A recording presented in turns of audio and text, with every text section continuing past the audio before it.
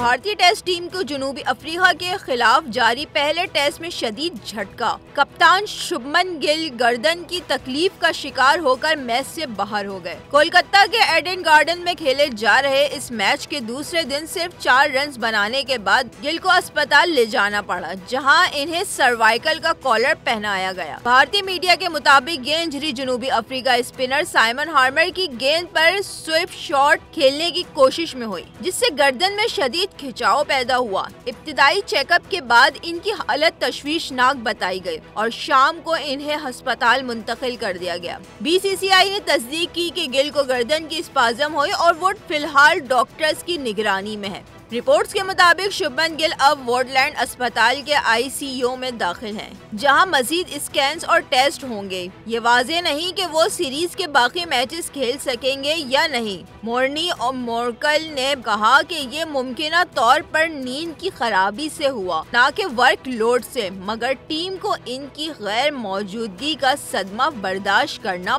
पड़ेगा।